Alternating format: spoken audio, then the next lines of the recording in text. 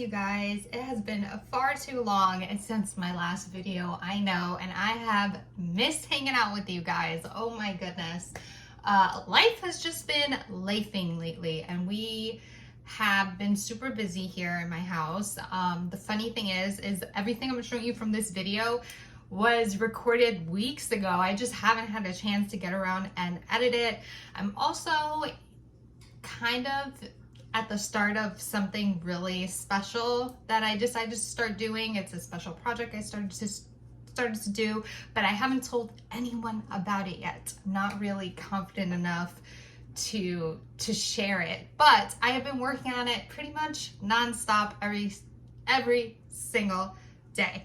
So I missed you guys. I hope all you guys are having an amazing week so far. I don't think I've seen you guys since my last Christmas video, which means Happy New Year. Oh my goodness. And I'm so excited to hang out with you today, spend the day with you. I want to show you guys some updates I did on my house. I know how much you guys love the home decor videos that I put up. So I have two specific areas to show you today. I have my bedroom, which is a completely different look than it was before. If you are new here, before my bedroom was kind of like a coastal beachy theme. And I just kind of grew tired of it. It felt a little colorless, as opposed to like just the way I feel in like my place in life right now. And I wanted to make my bedroom like a whimsical fairy tale room. So I had a lot of fun recreating my space without changing too much or spending too much money. So I'm so excited to show you guys that specific area of my home. And then I just want to show you just some new spring decor I picked up for my living room, my new fireplace, things like that. So I hope you guys are excited for this video. I am super excited to be back with you guys again, and let's get started. So for my bedroom was completely white before, so I wanted to make sure to bring some life into the space. I did that by changing the color in my bedroom of my curtains. I made it this warm sage color, and then I decided to do a leafy accent wall. I absolutely love this accent wall. I decided to put it surrounding my bookshelf, and I absolutely love how this came out, you guys.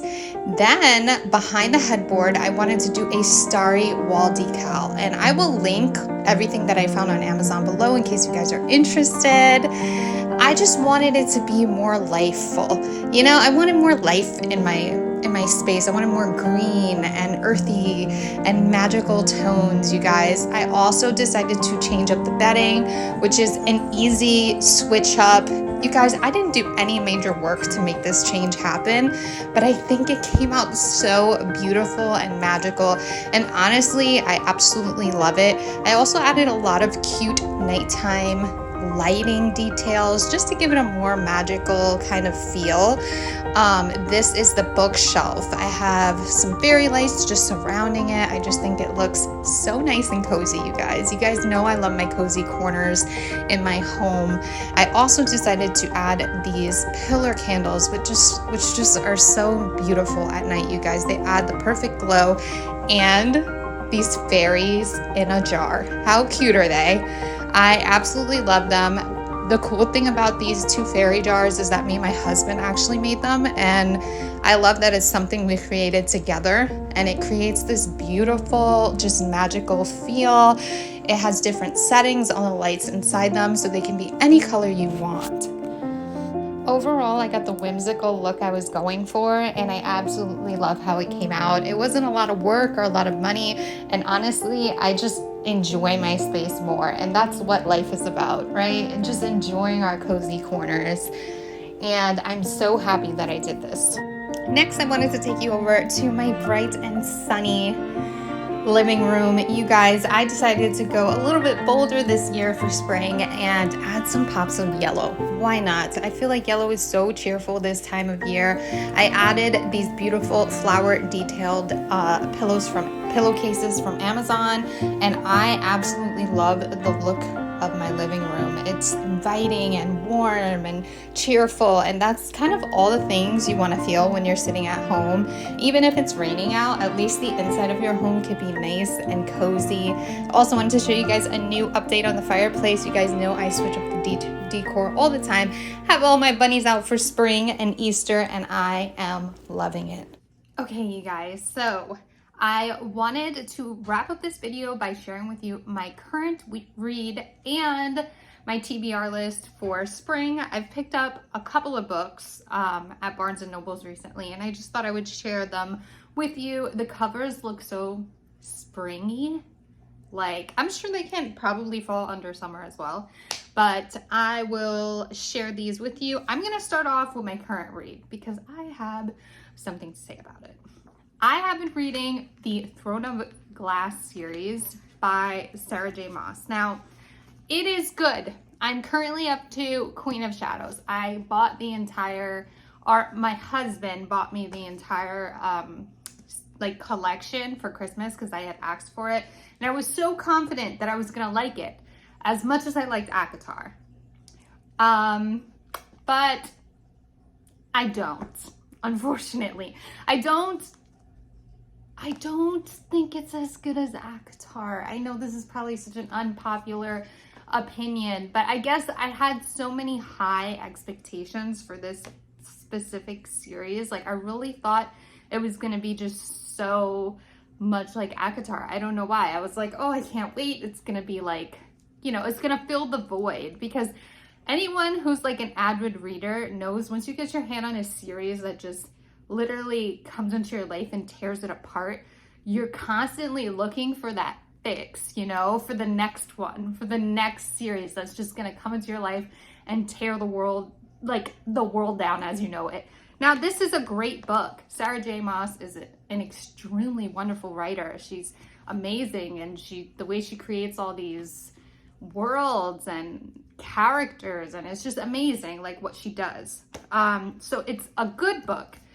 But I went into it too much thinking like, oh, this is going to be like ACOTAR. And I think that was my problem. I think my expectations were probably set a little bit too high after reading ACOTAR and just thinking it was going to be the same. And even though this is a very good, well-written series, it's not the same at all. So, or even really close to it being the same. It's funny, it's a fantasy book, but I honestly feel like it's a dark fantasy, because I feel like a lot of the books so far have been very dark. There's not a lot of happy going on in this series, and that's okay. But I just want to let people know that if they haven't read this book yet, it's kind of a dark series, you know, dark fantasy for sure. Like, you know, there's no great things happening. Not happy, at least, but, you know, even the things that are like, oh my gosh, you're like, you know, they're not necessarily followed by any happy events. So that I will throw out there. But great book so far, just not what I expected. Fine. Now, moving on, I did pick up a few books that I want to read specifically for the springtime. And don't worry, you guys, I do have a spring books, TV shows, products, and movies, my must-have. That video will be coming very soon, but I wanted to show you guys the first one, which is Emily Wilde's Encyclopedia of Fairies.